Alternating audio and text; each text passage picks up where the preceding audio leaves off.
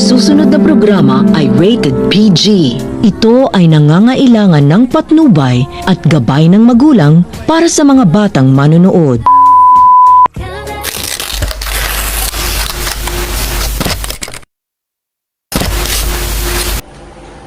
Nancy, saan ka galing? Kanina pa kita hinahanap. Ano yan? Ano pa, Linda? Anong pakialam mo? Kaya ko na to.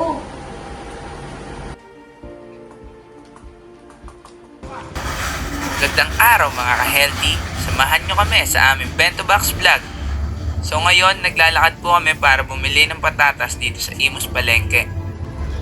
So, naghanap-hanap muna kami ng murang mabibilhan para pasok pa rin ang aming bento box sa student budget. Dito, naglakad-lakad lang kami para makahanap ng kaya ng aming mga bulsa. And ayun, ending nakahanap kami ng patatas sa halagang 15 pesos. Ito na nga, tapos na kami bumili ng aming mga kakailanganin. Sumakay kami ng jeep papuntang Silina, bahay ni Charito ang taya for this video. So tara, simulan na natin.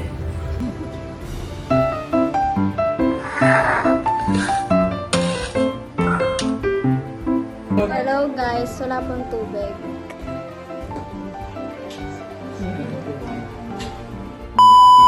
Hi mga ka-healthy, ngayon, huhugasan muna natin tong chicken breast. Chicken breast is packed with protein that helps in muscle growth and body repair. It also helps keep your body strong and support proper development. Next step naman, tatanggalin natin yung balat. Post mo natin. Dapat may nag-video eh. Like, wala na lang yung ano. Hindi, meron lang dito.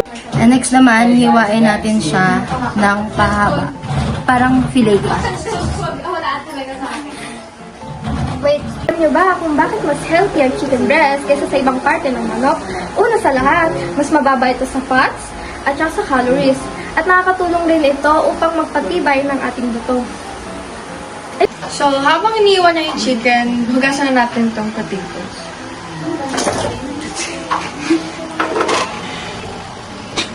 Sige, Gili, anong nilapit mo na lang sa akin? Potatoes. Laglas mo na kayo. Ito naman po ngayon ang ating carrots. Ngayon, kailangan natin siyang hugasan. Okay.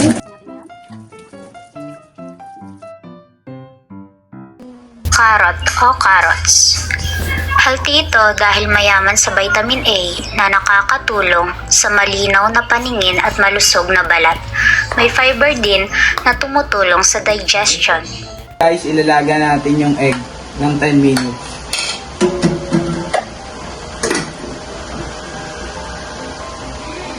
Eggs. Boiled eggs are rich in protein which help build and repair muscles and body tissues.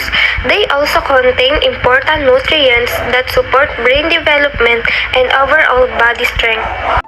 Habang pinapakuluan natin yung egg, kailangan na, sasabay na rin natin na stir fry yung carrots.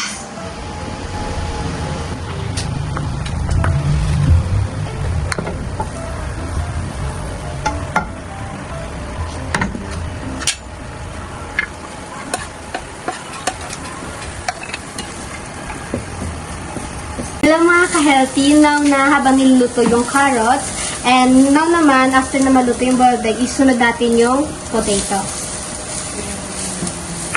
Pwede stop mo muna, may Patatas. Healthy dahil may vitamins, lalo ng vitamin C at B6, at potassium na mabuti para sa puso at muscle. May fiber din para sa tiyan.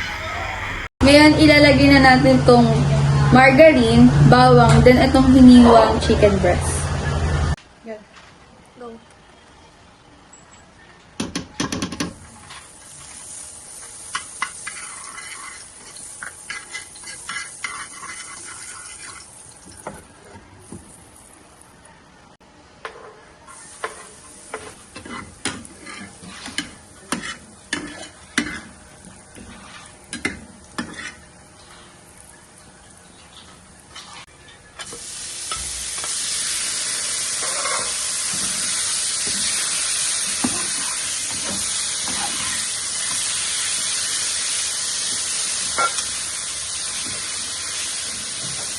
At next, maglalagay na tayo ng mga seasoning para magkaroon ng lasa.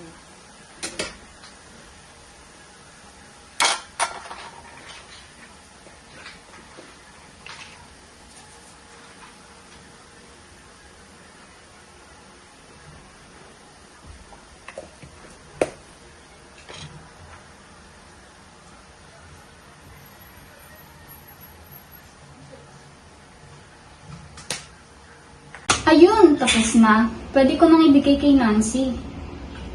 Wait. Parang may kulang.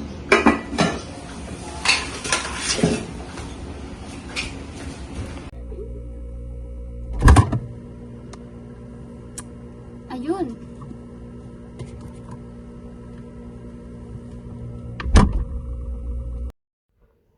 Healthy dahil ito ang pangunahing pinagkukunan ng enerhiya ng katawan o carbohydrates.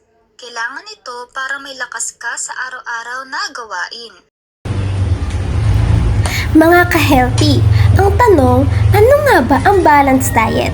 Ang balanced diet ay ang pundasyon ng magandang kalusugan. Sinisigurado nito ng ating katawan ay nakakatanggap ng tamang nutrients upang makapag-function sa pang-araw-araw.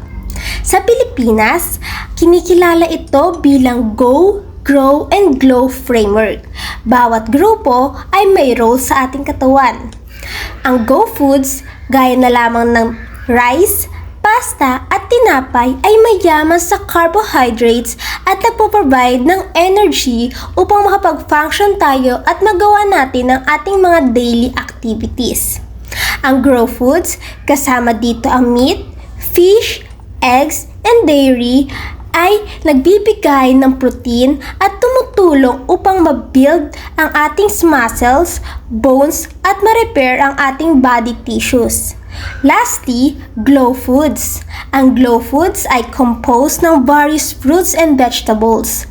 Provide essential vitamins and minerals na ini-improve ang ating balat, buhok, at ang ating mga mata.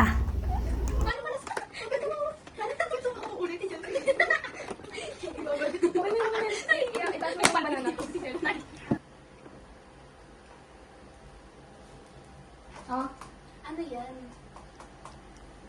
Kainin mo yan para makapag-focus ka.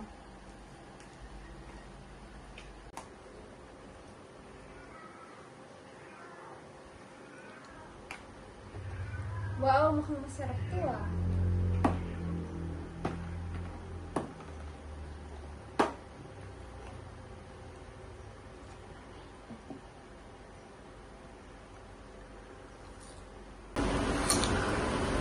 Sarap. Sarap. Ano? Bento box? Ano?